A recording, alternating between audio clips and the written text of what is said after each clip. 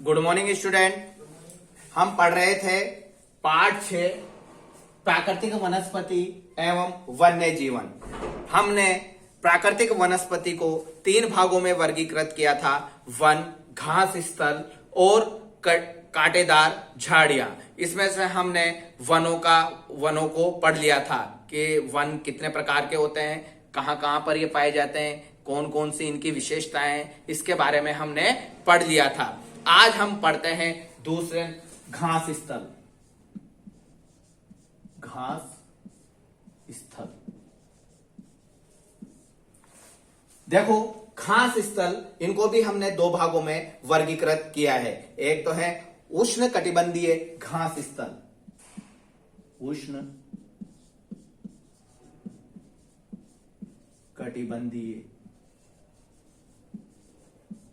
कटिबंधीय घास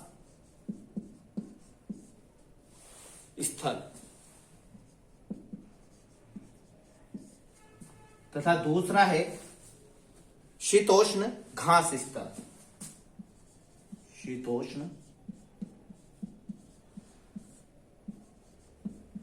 घास स्थल। अब हम देखते हैं आज उष्ण कटिबंधीय घास स्थल। सबसे पहले हम पढ़ेंगे उष्ण कटिबंधीय घास स्थल। तो देखते हैं इनकी विशेषताएं। उष्ण कटिबंधीय घास स्थल, ये वन भूमध्य रेखा के किसी भी तरफ उग जाते हैं। भूमध्य रेखा के किसी तरफ, उत्तर में या दक्षिण में, कहीं पर भी ये उग जाते हैं और भूमध्य रेखा के दोनों ओर से उष्ण कटिबंध क्षेत्रों तक फैले हैं। यहाँ वनस्पति निम्न से मध्यम वर्षा वाले क्षेत्रों में पैदा होती है। यह घास काफी ऊंची, लगभग 3 से 4 मीटर की ऊंचाई तक बढ़ सकती है। देखो, इनकी जो उष्ण कटिबंधीय घास स्थल है, इनकी जो घास है उनकी ऊंचाई जो है, इन घास की ऊंचाई जो है वो 3 से 4 मीटर तक हो सकती है। 3 मीटर से 4 मीटर तक इनकी ऊंचाई हो सकती है। अफ्रीका का सवाना घास स्थल इसी प्रकार का है। अफ्रीका में घास के मैदान है। अफ्रीका में घास के मैदान है। कौन से? सवाना घास के मैदान। इन मैदानों की जो घास है वो उष्ण कटिबंधीय घास है। तो इनकी ऊंचाई, जो सवाना घास के मैदान है, इस मैदान की घास की ऊंचाई जो है 3 मीटर से 4 मीटर तक हो सकती है। सामान्य रूप से उष्ण कटिबंधीय घास स्थल में हाथी, जेबरा, जिराफ, हिरण, तेंदुआ आदि जानवर पाए जाते हैं। अगर जानवरों की बात करें हम, तो जानवर जो इन घास के मैदानों में जो जानवर पाए जाते हैं वो है हाथी, जेबरा,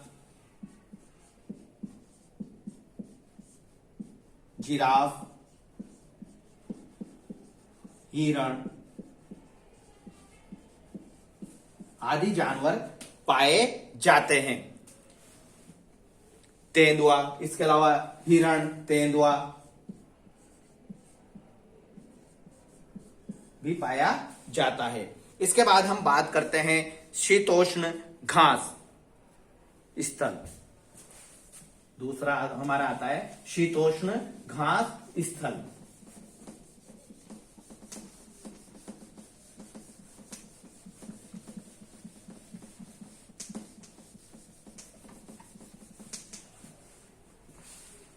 दूसरा हमारा आता है शीतोष्ण घास स्थल। जो शीतोष्ण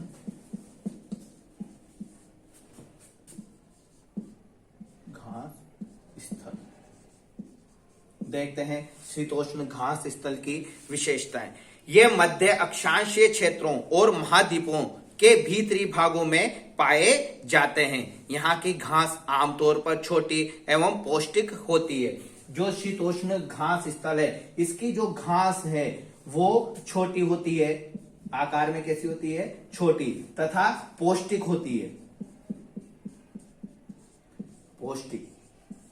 पौष्टिक होती है। शीतोष्ण प्रदेश में सामान्यतः जंगली भैंस, बाइसन, एंटीलोप पाए जाते हैं। जानवरों की अगर हम बात करें,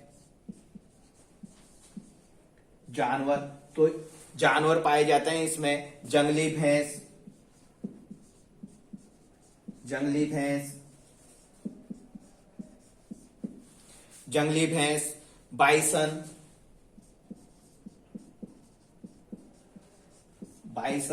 और एंटीलोप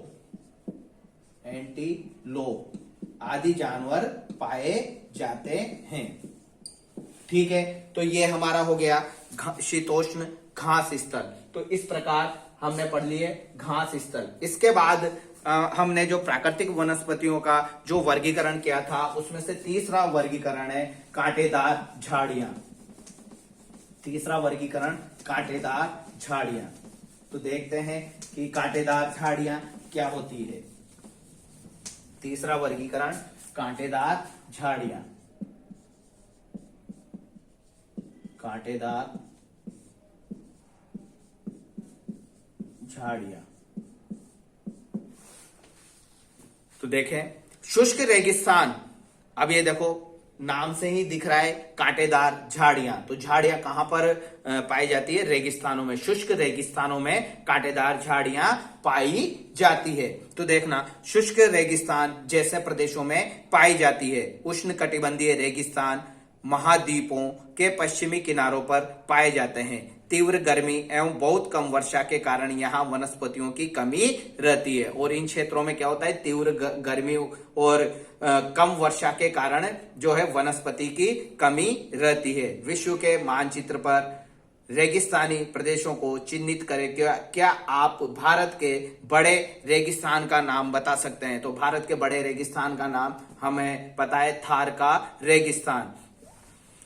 अब आगे देखते हैं, यदि आप ध्रुवीय प्रदेशों में जाएंगे तो वह स्थान आपको अत्यधिक ठंडा मिलेगा। और ध्रुवों पर जब हम जाते हैं तो ध्रुवों पर क्या होता है, बर्फ जमी रहती है। तो वो स्थान कैसे होते हैं, अत्यधिक ठंडे होते हैं। यहाँ बहुत सी सीमित प्राकृतिक वनस्पति मिलती है। यहाँ केवल काई, लाइकेन एवं छोटी झाड़ियां पाई जाती है। यह अल्पकालिक ग्रीष्म ऋतु के दौरान विकसित होती है। इसे टुंड्रा प्रकार की वनस्पति कहा जाता है। तो टुंड्रा वनस्पति कहां पर पाई जाती है, ध्रुवीय प्रदेशों में। कहां पर पाई जाती है, ध्रुवीय प्रदेशों में पाई जाती है। यह वनस्पतियां यूरोप, एशिया एवं उत्तरी अमेरिका के ध्रुवीय प्रदेशों में पाई जाती है। देशों की बात करें अगर हम, टुंड्रा वनस्पति, तो कौन कौन से देशों में ये पाई जाती है टुंड्रा वनस्पति? यूरोप,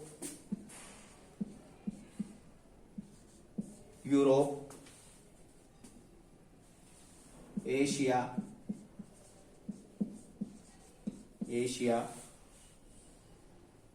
यूरोप, एशिया और उत्तरी अमेरिका में।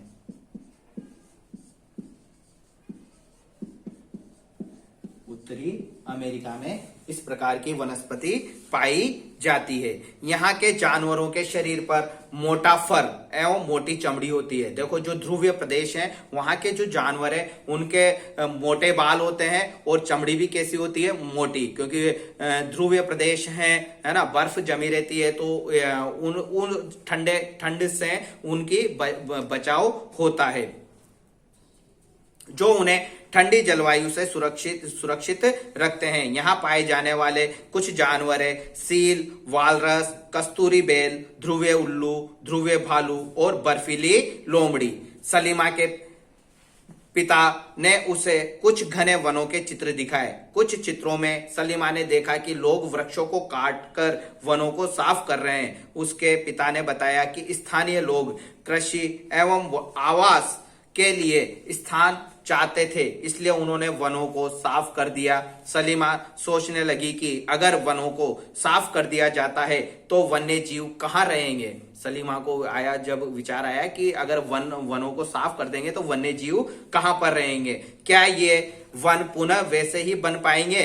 अगर लोग इसी प्रकार पेड़ों को काटते रहे तो भविष्य में पर्याप्त ऑक्सीजन, जलवाष्प, लकड़ी, फल, मेवे आदि मिल पाएंगे।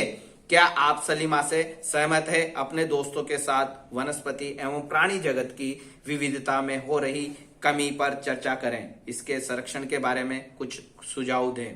तो इस प्रकार से ये पाठ को हम आगे बढ़ाते हैं। विभिन्न प्रदेशों में घास स्थल, देखो विभिन्न प्रदेशों में घास स्थलों को अलग अलग नामों से जाना जाता है। जैसे पूर्वी अफ्रीका में सवाना, पूर्वी अफ्रीका में क्या कहा जाता है इनको? सवाना। ब्राजील में कंपोस, वेनेजुएला में लानोस। इसी प्रकार शीतोष्ण कटिबंधीय घास स्थल है, उन्हें अलग अलग देशों में अलग अलग नामों से जाना जाता है। जैसे अर्जेंटीना में पेम्पास, उत्तरी अमेरिका में प्रेरी, दक्षिण अफ्रीका में वेल्ड, मध्य एशिया में स्टेपी, ऑस्ट्रेलिया में डान। तो ये इस प्रकार से ये हमारा पाठ कंप्लीट होता है। इसके बाद हम अगली क्लास में पढ़ेंगे। Thank you.